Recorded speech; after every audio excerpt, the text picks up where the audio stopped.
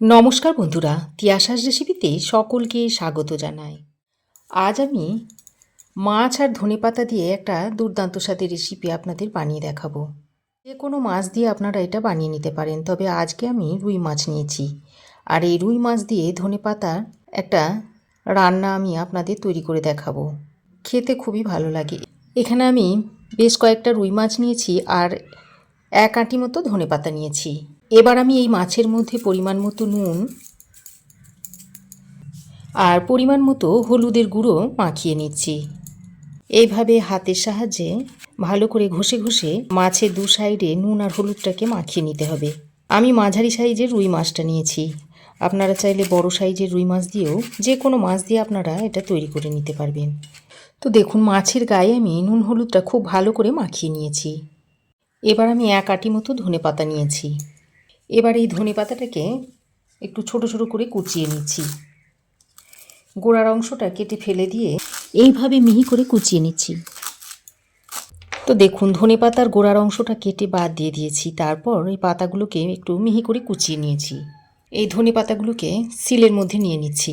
আর সঙ্গে দুটো কাঁচা লঙ্কা দিয়ে ধনেপাতার লঙ্কাটাকে মিহি করে বেটে নিচ্ছি। দেখুন, ধনেপাতা আর কাঁচা লঙ্কাটাকে শিলেতে করে আমি মিহি করে বেটে নিয়েছি। এবার আমি এদিকে 1 টেবিল চামচ মতো টক দই নিয়েছি। আর এটা ঘরে পাতা টক দই। এবার এই টক দইটাকে খুব ভালোভাবে একটু ফেটিয়ে নিচ্ছি। দেখুন, খুব ভালোভাবে ফেটিয়ে নিয়েছি। এবার এই ধনেপাতা আর কাঁচা লঙ্কার মিশ্রণটা টক দইয়ের সঙ্গে মিশিয়ে নিচ্ছি। আমি ধনেপাতা আর কাঁচা লঙ্কা আলাদা করে বেটে টক দইয়ের সঙ্গে মিশিয়ে নিচ্ছি। তবে আপনারা মিক্সিতে দিয়ে তিনটেকে একসঙ্গে মিহি করে পেস্ট তৈরি করে নিতে পারেন। সব কিছুকে একসঙ্গে ভালো করে মিশিয়ে নিয়েছি। এবার আমি মাছগুলোকে ভেজে নেব। তার জন্য কড়াই গরম করে দিয়ে দিচ্ছি বেশ খানিকটা সর্ষের তেল। অনেকেই আছেন যে অল্প তেলে মাছটা ভেজে নেন, তবে সেক্ষেত্রে তারা তেলটা কম দিয়ে নিতে পারেন। তবে আজ আমি একটু বেশি তেলেই মাছটা ভেজে নেব। দেখুন, তেল খুব ভালোভাবে গরম হয়ে গেছে। এখন আমি যে মাছগুলোকে ম্যারিনেট করে রেখেছিলাম সেই মাছগুলো এই তেলের মধ্যে একে একে দিয়ে দিচ্ছি।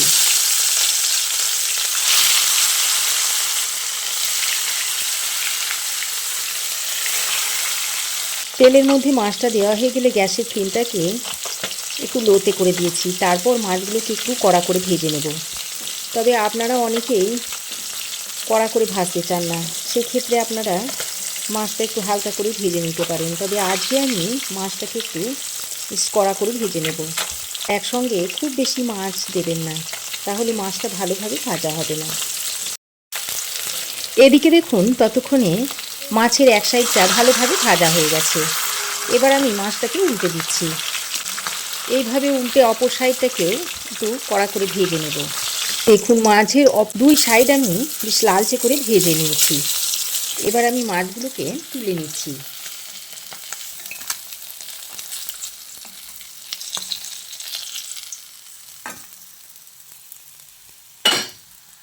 তো দেখুন, মাছগুলোকে কড়া করে ভেজে নিয়েছি।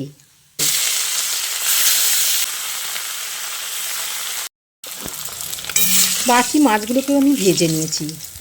আর এবারে মাছগুলোকেও তুলে নিচ্ছি। ওই মাছ ভাজার তেলের মধ্যেই কুচনো পেঁয়াজ দিয়ে দিচ্ছি। এখানে আমি দুটো বড় সাইজের পেঁয়াজকে মিহি করে কুচিয়ে নিয়েছি, সেটা দিয়ে দিচ্ছি। তারপর পেঁয়াজটাকে দিয়ে একটু হালকা করে ভেজে নেব। খুব বেশি কড়া করে ভাজার দরকার নেই। অল্প একটু নরম হয়ে আসা পর্যন্ত পেঁয়াজটাকে ভেজে নেব। খুব বেশি কড়া করে ভাজার দরকার নেই। সামান্য পরিমাণে একটু চিনি দিয়ে দিচ্ছি। আর এই সময় যদি চিনি দেওয়া হয় তাহলে তরকারির মধ্যে একটা ক্যারামেল ভাব আসবে। তো চিনিটা দিয়ে পেঁয়াজের সঙ্গে আবারও ভালো করে নেড়েচেড়ে মিশিয়ে নিচ্ছি। মাছ ভেজে নেওয়ার পরে যে তেলটা ছিল সেই তেলেই আমি মাছটাকে রান্না করে নিচ্ছি। তবে আপনারা আলাদাভাবে মাছটাকে ভেজে নিয়েও রান্না করতে পারেন। তবে এইভাবে যদি মাছ ভাজার তেলে মাছটাকে রান্না করে নেওয়া হয় তাহলে সেই মাছের টেস্ট কিন্তু অসাধারণ হয়। পেঁয়াজটাকে আমি একটু হালকা করে ভেজে নিয়েছি। এবার আমি এর মধ্যে দিয়ে দিচ্ছি 1 চামচ মতো আদা ও রসুনের পেস্ট। আর একটা বড় সাইজের টমেটোকে লম্বা লম্বা করে ফালি করে নিয়েছি, দিয়ে সেটা দিয়ে দিচ্ছি। এখন আদা রসুন আর টমেটোটা দিয়ে পেঁয়াজের সঙ্গে ভালো করে নেড়ে চেড়ে মিশিয়ে নিচ্ছি। তবে টমেটোটাকে বেটে না দিয়ে যদি এইভাবে পিস করে দেওয়া হয় তাহলে মাছের টেস্টটা আরও ভালো হয়।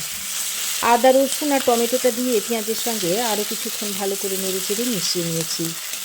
এবার আমি একটা ঢাকনা লাগিয়ে টমেটোটাকে 1-1.5 মিনিট মতো কষিয়ে নেব। এর ফলে মশলাটা ভালোভাবে যেমন কষানো হয়ে যাবে, তেমনি মশলা থেকে খুব সুন্দর তেলটাও ছাড়তে শুরু করবে। দেখুন বন্ধুরা, ঢাকা দিয়ে 1-1.5 মিনিট মতো আমি টমেটো পেঁয়াজ সব কিছুকে কষিয়ে নিয়েছি। আর টমেটো দেখুন বেশ খানিকটা নরমও হয়ে গেছে। এবার আরও একবার ভালো করে নাড়াচাড়া করে মিশিয়ে নিয়ে এখন আমি যে দই, কাঁচা লঙ্কা আর ধনেপাতার মিশ্রণটা তৈরি করে রেখেছিলাম সেটা এর মধ্যে দিয়ে দিচ্ছি। আর এই পর্যায়ে গ্যাসের ফ্লেমটাকে একটু লোতে রেখে দিতে হবে। তারপর সব কিছুকে একসঙ্গে ভালো করে নেড়ে চেড়ে মিশিয়ে নিচ্ছি। বাটিতে অল্প পরিমাণে জল নিয়ে সেটা একটু দিয়ে দিচ্ছি, তাহলে মশলাটা কষানোর সময় আর ধরে যাবে না। যেহেতু এর মধ্যে দই আছে তাই নিচে লেগে যেতে পারে। তো দেখুন, দইয়ের মিশ্রণটা দিয়ে আমি আরও 1-1.5 মিনিট মতো কষিয়ে নিয়েছি। এবার আমি এর মধ্যে পরিমাণ মতো হলুদের গুঁড়ো দিয়ে দিচ্ছি, 1/2 চামচ মতো দিয়ে দিচ্ছি জিরে গুঁড়ো, 1/2 চামচ দিয়ে দিচ্ছি ধনে গুঁড়ো, অল্প সামান্য একটু লঙ্কার গুঁড়ো দিয়ে দিচ্ছি। এবার দইয়ের বাটিতে আরও একটু জল নিয়ে সেটাও দিয়ে দিচ্ছি যাতে মশলাটা পুড়ে না যায়। এখন সব কিছুকে একসঙ্গে ভালো করে কষিয়ে নিচ্ছি। তো খুব ভালো করে মশলাটাকে কষিয়ে নিতে হবে। খুবই সহজ একটা রেসিপি, আর এইভাবে তৈরি করলে খেতে কিন্তু অসাধারণ হয়। তো বেশ কিছুক্ষণ নাড়াচাড়া করে মিশিয়ে নিয়েছি। তারপর আবারও ঢাকা দিয়ে 2-3 মিনিট মতো কষিয়ে নেব। এর ফলে মশলার ফ্লেভারটা সব কিছুর সঙ্গে একসঙ্গে ভালোভাবে মিশে যাবে। দেখুন বন্ধুরা, আরও 2-3 মিনিট মতো মশলাটাকে ঢাকা দিয়ে কষিয়ে নিয়েছি। আর মশলা থেকে দেখুন খুব সুন্দরভাবে তেল ছাড়তে শুরু করেছে। এবার আরও একবার ভালো করে নেড়ে চেড়ে মিশিয়ে নিয়ে এখন আমি যে মাছগুলো ভেজে রেখেছিলাম সেগুলো এর মধ্যে দিয়ে দিচ্ছি। তারপর হালকা হাতে মাছগুলোকে মশলার সঙ্গে মিশিয়ে নিতে হবে। এইভাবে যদি মিশিয়ে নেওয়া হয় তাহলে মশলাটা মাছের মধ্যে খুব সুন্দরভাবে মিশে যাবে। আর মাছটা যেহেতু আমি কড়া করে ভেজেছি তাই ভেঙে যাবার কোনো ভয়ও থাকবে না। মশলার সঙ্গে মাছটাকে খুব ভালোভাবে মিশিয়ে নেওয়ার পর এবার আমি ছোট বাটির 1 বাটি মতো জল এখানে দিয়ে দিচ্ছি। খুব বেশি জল দেওয়ার দরকার নেই, যেহেতু এই তরকারিটা একটু মাখো মাখো হবে তাই অল্প পরিমাণে জল দিলে কিন্তু হয়ে যাবে।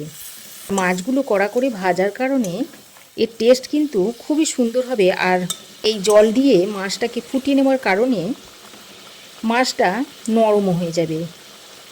জল দিয়ে ভালো করে নেড়েচেড়ে মিশিয়ে নিয়ে এবার 2টো চেরা কাঁচা লঙ্কা এইভাবে উপর থেকে দিয়ে দিচ্ছি। আর স্বাদ মতো নুনও দিয়ে দিচ্ছি। তারপর আরও একবার হালকা হাতে নেড়েচেড়ে মিশিয়ে নিচ্ছি। আর 1 পিস মাছ আর সামান্য পরিমাণে গ্রেভি নিলেই 1 প্লেট ভাত সুন্দরভাবে খাওয়া হয়ে যাবে। নুন কাঁচা লঙ্কাটা দিয়ে ভালো করে নেড়েচেড়ে মিশিয়ে নিয়ে আবারও আমি ঢাকা দিয়ে 3-4 মিনিট মতো রান্না করে নেব। এইভাবে রান্না করার ফলে মাছটা সুন্দরভাবে নরম হয়ে যাবে। তো ঢাকা দিয়ে আমি আরও 3-4 মিনিট মতো রান্না করে নিয়েছি। সব শেষে আমি আরও কিছুটা ধনেপাতা কুচো এইভাবে ছড়িয়ে দিচ্ছি। ধনেপাতাটা দিয়ে আবারও ভালো করে নেড়েচেড়ে মিশিয়ে নিচ্ছি। তারপর আবারও ঢাকা দিয়ে লো টু মিডিয়াম ফ্লেমে আরও 1 মিনিট মতো রান্না করে নেব। আরও 1 মিনিট আমি ঢাকা দিয়ে রান্না করে নিয়েছি। আর রান্নাটা এখন সার্ভ করার জন্য একেবারেই রেডি হয়ে গেছে। এখন গ্যাসের ফ্লেম বন্ধ করে রেসিপিটা আপনাদের সার্ভ করে দেখাচ্ছি। মাছটাকে একটা প্লেটের মধ্যে সার্ভ করে আপনাদের দেখাচ্ছি। তো রেসিপি কেমন লাগলো অবশ্যই একটা কমেন্ট করে জানাবেন। ভালো লাগলে একটা লাইক ও শেয়ার করবেন। পাশে থাকা বেল আইকনটাও অবশ্যই প্রেস করে দেবেন। আর আমার চ্যানেলে যদি নতুন হয়ে থাকেন তো প্লিজ চ্যানেলটাকে সাবস্ক্রাইব করার অনুরোধ রইল। আজ এ পর্যন্তই। আবার দেখা হবে নতুন কোনো রেসিপি নিয়ে নেক্সট এপিসোডে। সে পর্যন্ত ভালো থাকবেন, সুস্থ থাকবেন। ধন্যবাদ।